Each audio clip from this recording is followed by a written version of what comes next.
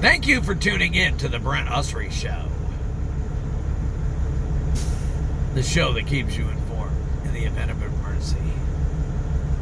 The broadcasters in your area, in voluntary cooperation with the FCC, CIA, FBI, and other state and local authorities, have developed their systems and their media to keep you uninformed, confused, submissive, and complying with their very demands as they stage fake emergencies to gain control and keep control over you. The Brent Usry Show is put here to filter through the BS and help you see the reality. Now this morning, I want to talk to you about the Brittany Griner situation in Russia and about the Gen Z generation and millennials, and talk to the Gen Zs and millennials. You guys have mostly been raised by socialist teachers. You've been through school, they put you through a bunch of socialist crap, telling you that socialism was the best way to run a country. Many of you rebel against your parents, that you tell your parents, and I'm one of those parents, we don't know what we're talking about, socialism's better. We've been around a while, and we've lived through a lot. And you guys grew up on these cell phones, and you listen to a bunch of videos, and for the most part, if you guys have a bicycle when you're a child, I mean, obviously, you're all a bunch of woke teenage and 20-something, what do you call it, activists. You guys are all activists. When we were young, we weren't activists. We were all just enjoying our lives, going to the beach, riding our bikes, you know, throwing rocks at each other. Throwing rocks at each other was the smartphone of our generation. And the end result is we lived a real life. And you guys have been put through a propaganda machine from kindergarten on with a bunch of teachers who should be swinging from a noose somewhere because they're traitors, they're communists, and they're anti-American people. Brittany Griner is one of those people. She refused to stand for the national anthem, and said that she thought the national anthem shouldn't even be played in games. She's making millions of dollars playing games, and instead of playing for the WNBA, she decides she wants to play for a socialist country. So first she goes and plays for communist China.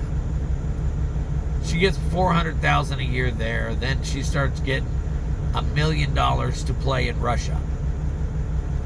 Well, here's the situation.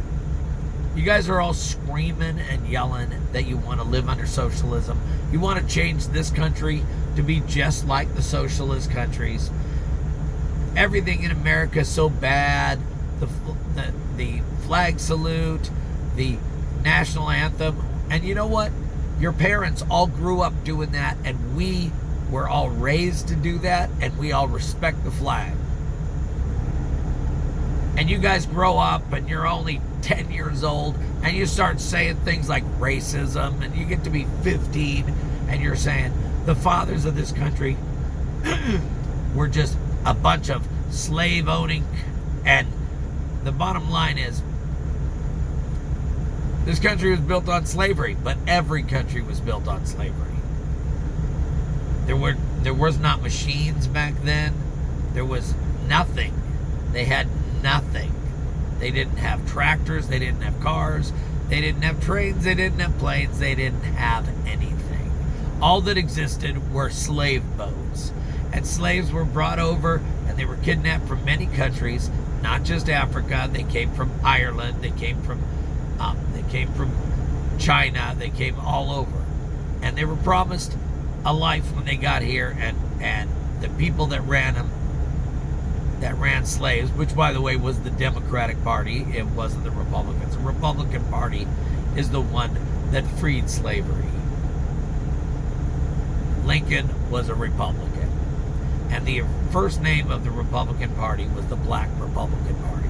So this whole thing where you guys all think that Republicans are all racists and that the Democrats are all out to help black people, it's BS. From the day one, it's BS. The racists in this country are Democrats, and they have gone out of their way to keep the black people down and keep them voting for them by keeping them poor. The way you get out of poverty is through owning your own business. And Democrats try to keep you from owning your own business and keep people on welfare. But I digress. Okay, so let's get back to Brittany Griner. Now, she has been trying to live like an American in Russia. She packs drugs into her suitcase and takes them over there. Yeah, I know, it's marijuana. Marijuana is not a drug, it's just a plant. Well, guess what? In Russia, it's a drug, and it's illegal, and she knew it was illegal. But she put it in her suitcase because she thinks that socialism is freedom, and that America is the oppressive country. Well, America is not the oppressive country.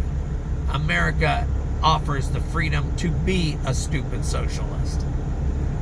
And so, if you want to be a socialist, the best place to be a socialist and the best place to be a communist is in America.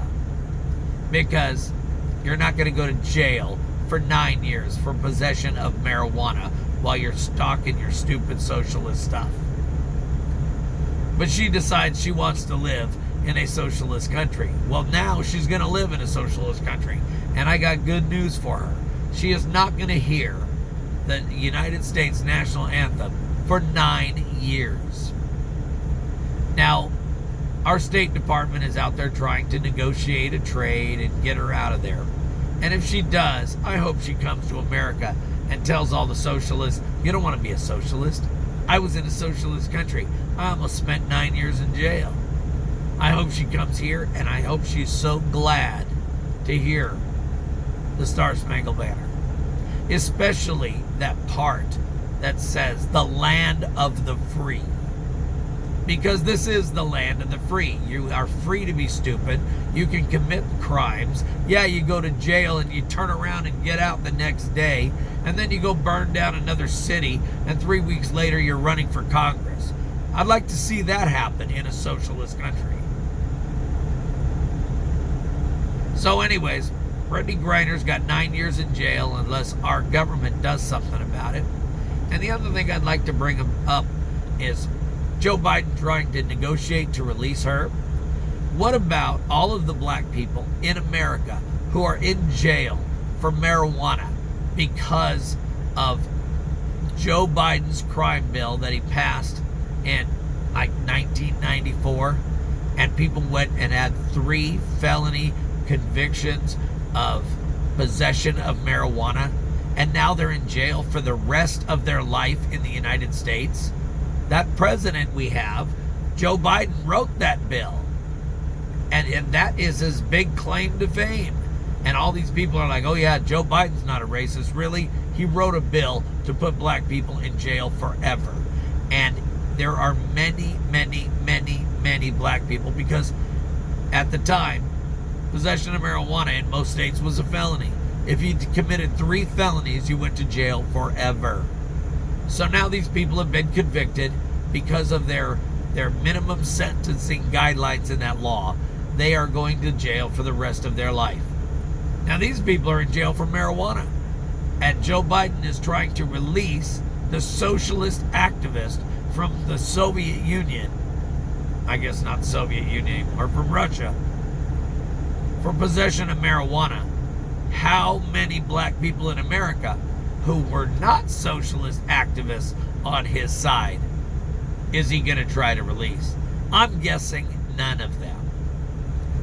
So just remember, as we watch TV and think of Brittany Griner and how terrible she has it, that there are old men in jail, old black men who are in jail, who were convicted of 3 counts of possession of marijuana when they were young.